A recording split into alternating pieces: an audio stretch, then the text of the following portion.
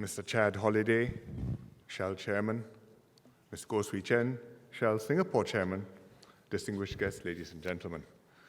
A very good evening and happy 125th birthday to Shell Singapore.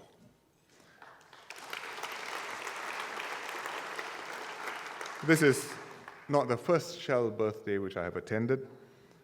The first one was your 100th anniversary, 1991. So I'm not quite as old as Shell Singapore, but I've worked with Shell for quite a long time. And I'm very glad that now on your 125th anniversary, we are celebrating this significant milestone together. Shell has a special place in Singapore's history. As you heard from Swee Chen, you started in 1891 with the first oil storage facility. You established our first refinery in 1961, our first pioneer certificate. And I'm very happy that you're still thriving, growing your operations, and contributing to our development.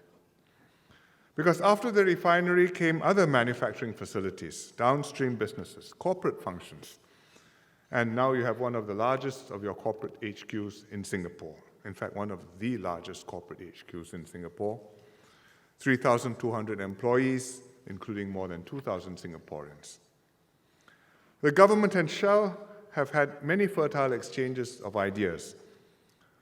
We drew from Shell's experience with scenario planning, set up our own scenario planning unit in the early 1990s.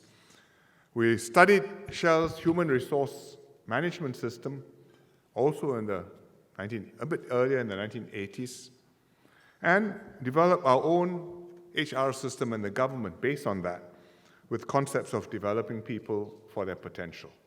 You've evolved your system since then, we've evolved our system since then, but it was a fruitful crisscrossing of ideas. And I have a small personal connection with Shell too, because my grandfather, my father's father, used to work as a storekeeper for Shell many years ago.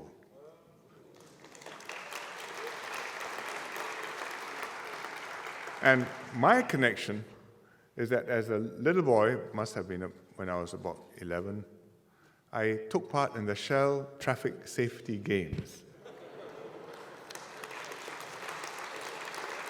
at the East Coast. And Swee Chen asked me just now whether I had any picture of it. I said, because she tried to look for one and didn't find one. And I said, well, I don't, and it's just as well, because I remember riding a bicycle and losing my shirt. Every dollar was taken from me for some traffic transgression or other, which may be why you invited me here today. But it's such long-term relationships which are important for countries as well as for companies, especially at a time of change and uncertainty. We've just witnessed a momentous US presidential election, an election whose outcome will impact not just the US, but every country in the world. And we are all pondering the implications and the next moves. Countries and companies also have to deal with political and strategic uncertainty, conflicts in the Middle East, tensions between neighbors in East Asia and the South China Sea, strategic tensions between the US and Russia, the question of where the relationship between the US and China will go. In the midst of these worries, it's worth remembering that the underlying positive factors in Asia have not changed. Our demographics are favorable, which means most Asian countries have young populations. The economies are developing, boosted by a rising middle class and rapid urbanization. China continues to grow, albeit more slowly than before. With their One Belt, One Road initiative, will continue to generate demand for the region. And India, under Mr. Modi, has regained its growth momentum and is developing a more competitive dynamic between the states. So there are opportunities for countries in the region like Singapore, as well as companies like Shell who are present in the region. But we have to take a long-term view. And that's how energy companies like Shell do business. When you decide to build a cracker or a refinery, from the decision to the construction to the full operation, it takes multiple business cycles. And you cannot hope to time the market precisely, so the investment has to make sense based on long-term fundamentals. And the fact that you have been in Singapore for 125 years shows the importance of taking a long-term view and sticking to it. The energy and chemicals industry is a significant component of our manufacturing sector. It contributes 1/3 of our manufacturing output. It provides more than 25,000 good jobs, around 70% of which are PMET jobs, professionals, managers, executives, or technical jobs. And it offers the highest remuneration per worker across all of the manufacturing industries. But just as the world is changing, so too the energy industry is changing with it. And we all have to adapt, both the companies as well as the host countries. Right now, we are experiencing low oil prices. There's a glut in crude supplies. Demand is lower than expected. Shale oil and gas in the US are changing the global supply balance. Countries are investing heavily in renewables as the cost of renewables continues to fall. Renewables now make up half of new electricity capacity being installed around the world, although it's still a small proportion of the total already installed capacity. And because of renewables, there's been significant pressure on upstream businesses of energy companies, as well as on economies that rely heavily on the oil industry. In fact, although Singapore is neither an oil producer, much less an exporter, we too, in a way, rely on the oil industry because the offshore and gas sector is important to us in the manufacturing. And with oil down, our rigs business, our offshore support-based businesses are also all down. So we are trying to read which way the market will go. Nobody can be sure how long these conditions will last, but as with any business, diversification and nimbleness is the key. For an integrated energy company like you are, even though the upstream is slow now, downstream businesses are growing because feedstock costs have fallen. And as technology advances, there are opportunities to manage energy better and to diversify to new sources. For example, you're transforming yourself into an energy solutions company. You have a newly set up new energies business, looking into investing in new mobility fuels, biofuels, hydrogen, integrated energy solutions. I've been having a very fascinating conversation on this with my dinner partner just now. Getting educated. What does Singapore have to do to adapt to the changes in the landscape? I would say 3 things. First, we have to deal with and overcome our carbon constraints. Second, we've got to transform the industry. And thirdly, we've got to upgrade our workers.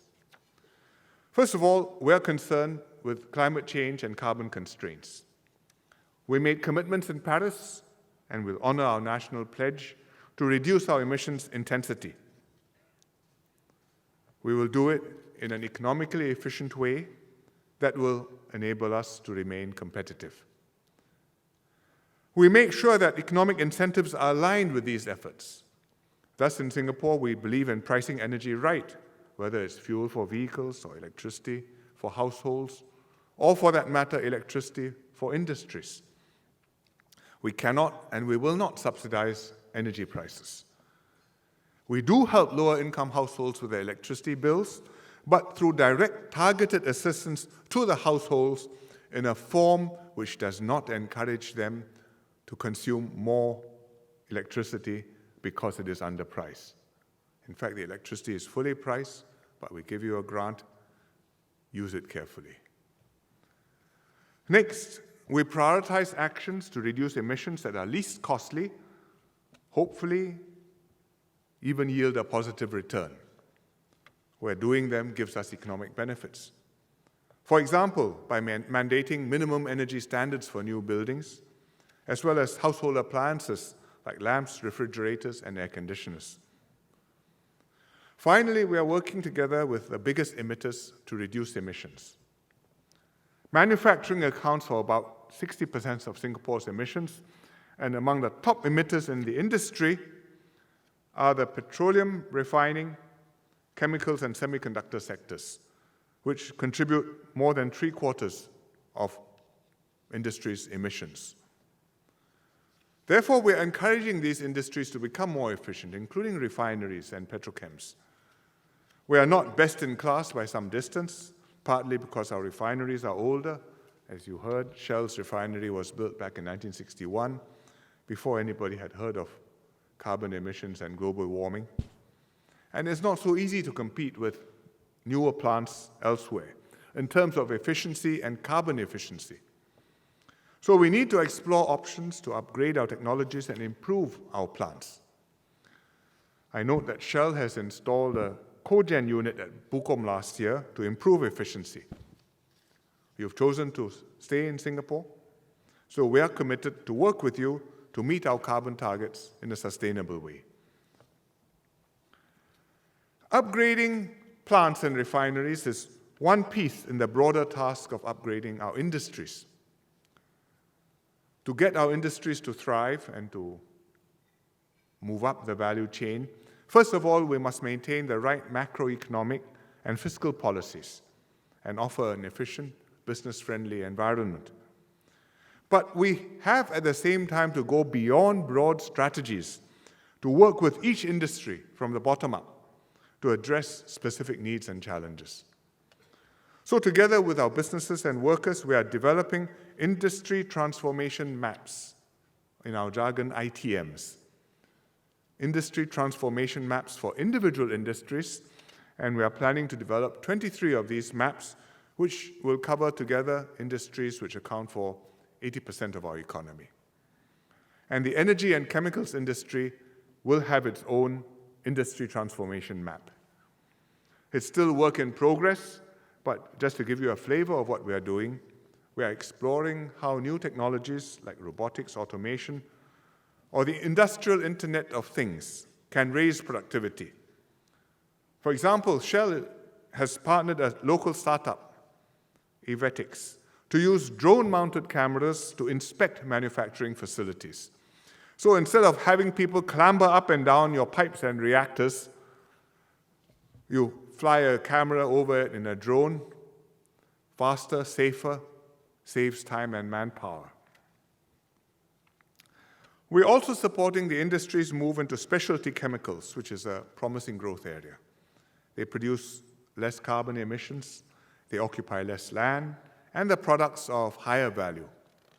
We are identifying technologies and capabilities to invest in to make Singapore an innovation hub for specialty chemicals.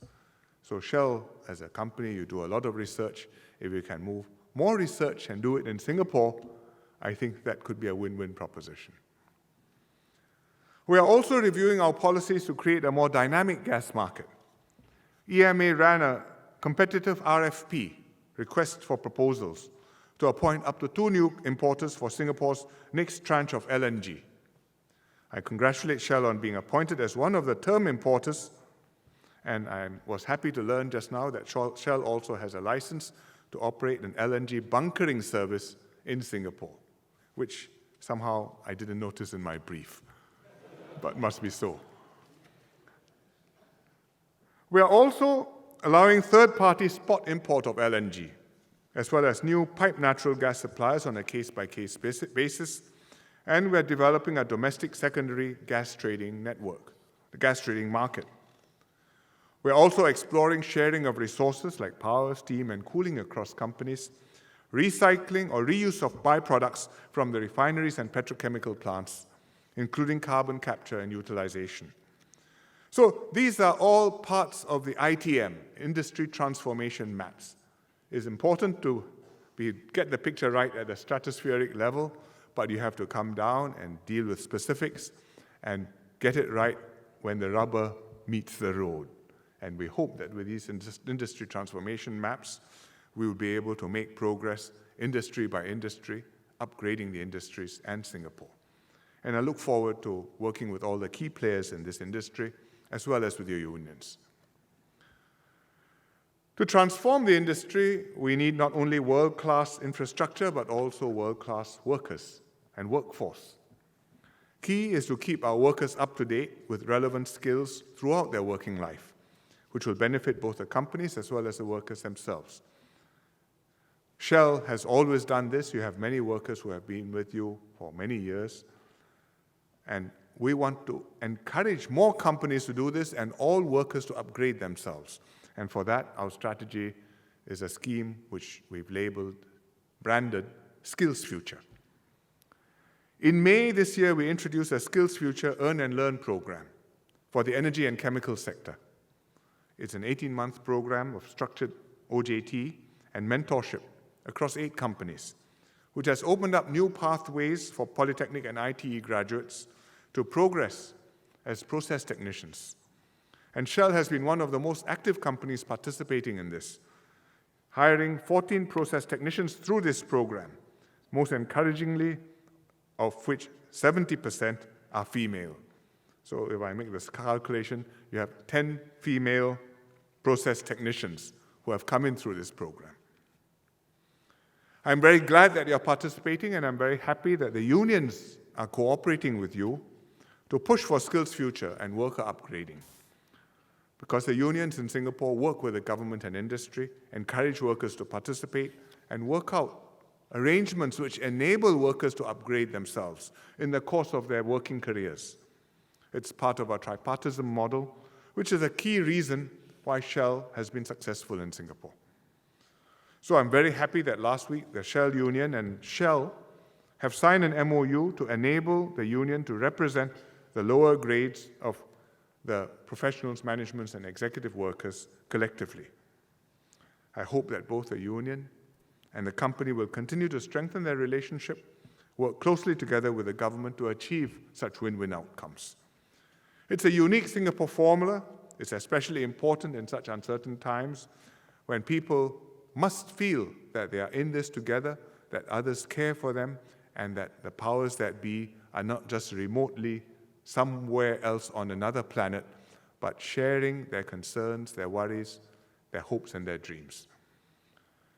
So if we work together, we can ride the technology wave, prepare our workforce and economy for change, adapt and seize new opportunities, and make sure that not only Shell, but Singapore will celebrate many more significant milestones for many years to come. So congratulations and happy birthday once again. Thank you very much.